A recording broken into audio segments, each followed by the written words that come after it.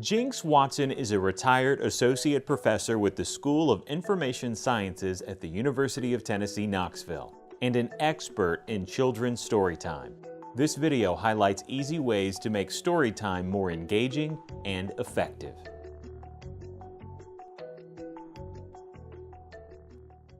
The first thing is that there's an inherent magic about books. Kids know about the power of books. Every child wants to be literate and be able to read when they come into this world. There's no doubt. And they know there's stories, they love stories. So when you come into a library or you come into a room full of books and someone's going to read to you, there's an expectation, an anticipation. So you've got them on your side if you're the one who's supposed to be reading and organizing this event for them. I think about engaging the child so that he hears his own voice, for example, and using some interactive kinds of books where there's some repeating lines and refrains so that they can be reading the book with me, as it were. Or if there's directions in a book, they might say, now where did that sound come from? What did that sound like? And you have your audience of children engaging in those activities. So that's a kind of book that I would pick that I would call interactive. You get those kids, sort of engaged with you. I would think also about selecting books that are quiet books, or I might call them mood books. There's no strong storyline or complication. It's just a quiet reading. I'm thinking of books by Jim Arnosky, who writes actually science kinds of books, but they're about animals that children care about, the lion family, and the cycle of a lion's life in the first couple of years, and beautiful illustrations. The illustrations are, capture the child's visual storytelling, and then the words capture his auditory. And then finally, I would pick one or two really engaging plots, strong plots, where there's complication, resolution, where there's an adventurer, maybe he's only 4 years old, like the child listener, but there's a good, strong story. And that sort of selection of a mood and an interactive and a strong story kind of can make up a very satisfying 20 to 25 minute storytelling session. They might not realize that there's different tones or pacings or moods of stories. I do think that hundreds of years ago, people said a story can't happen without a problem, or trouble is the engine of story, said one cognitive psychologist. You cannot have a story without a problem.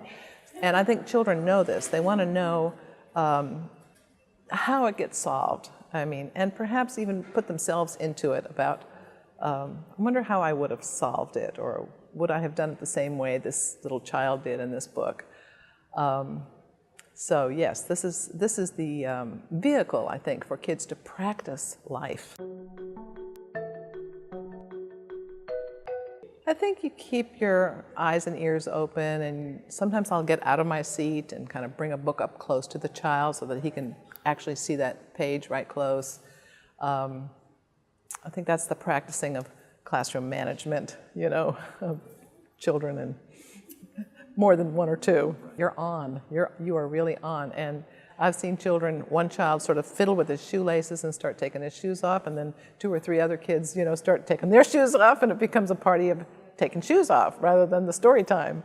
And yet, you just continue and you let the story win them back. And it often will do that. It just really may not be. It's our organizing event so that we can keep chaos from taking over. But it's possibly more finding the right stories, strong stories that kids will remember. I do think the librarian's job is to do what families and homes are not able to do so much anymore, because we don't have these kind of quiet times at home with grandma sitting in rocking chairs and reading and teaching the nursery rhymes. But I do think that librarians make sure they need to do some of the classics, and I mean nursery rhymes, the old nursery tales of the 3 bears, the 3 cats, the 3 pigs, the 3 goats, and Aesop's fables, those kinds of old-timey stories, because They're part of our literary canon in this country. If we made a reference, for example, to, oh, your nose is getting long, a child wouldn't realize. That's a reference to lying, it's a reference to Pinocchio. I'll often say, oh, I gotta hurry, I don't want to turn into a pumpkin. And these are literary allusions, and the children who come to school without knowing those old folk tales, that canon of literature that we call the basic classics. So I think librarians have to do that because we don't have a whole lot of reading at home. I think that libraries have become a real hub in our cultures, in our societies, because of the technology. So we've got a captive audience, and we've got a place that offers free resources. And so, yeah, grab the books. Don't forget the books, because we don't want really 2-year-olds pressing buttons all the time. That is a symbolic world where they have very little life experience and they don't really understand what's happening in those devices. So the book is real, the story is real, the story relates to their heart and all of the issues that they're concerned about. And yeah, I'm hoping that good children's librarians know exactly what to do, because I think they figured this is what their world is about. I think sometimes when children will say, well, and they make those allusions to a book, oh, I'm just like Max, in Where the Wild Things Are, or they make a connection to a book that somebody has read 2 or 3 days prior, they've been thinking about it, stewing over it, and yeah, it has made some sense. The other thing is, they often will use the language, the rich language that book authors use. We're not talking just about simple little rhyming and rhythm language. We're often talking about sophisticated grammars in these books. Maurice Sendak took 2 years to write Where the Wild Things Are. He hand chose and picked and listened to and made work every one of the words in his book. And then the pictures, fit, and they make a seamless whole of art. And suddenly you'll see a child going back and turning the pages. That's often what I hear. Is that children will go to the books themselves. They don't even need a reader once they've been introduced to them. So I think that's a light bulb when the parents go, wow, look at that. He's picking that over the truck or the train or the device, whatever, yeah. The big thing is the joy. It is a gift to offer a story to a child. It's a gift of time. It's a gift of really smart selection, of finding the right book for the right group or audience or the individual child. It's a gift of sharing an event. I don't roller skate with my grandchildren. I used to. I would like to, but I don't do that anymore. What is the activity that I can most share and have a good time and laugh together? And it is all around books. It's about good stories. I want to say that Maurice Sendak talked about picture books as being an art form of its own, and that may be the first art that children encounter.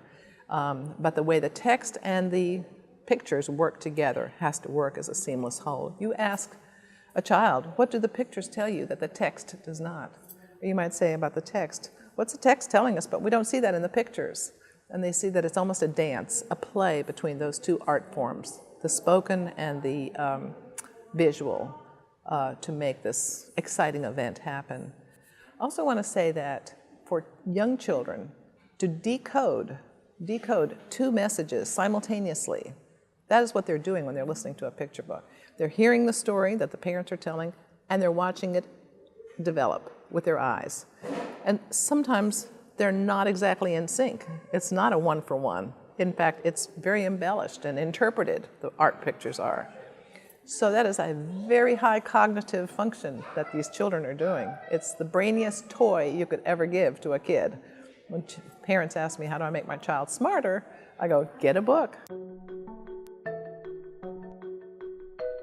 We have American Library Association and many other parent groups award the best books for different ages, for picture books, for science books, for humanities books. Pay attention to those lists and pick carefully.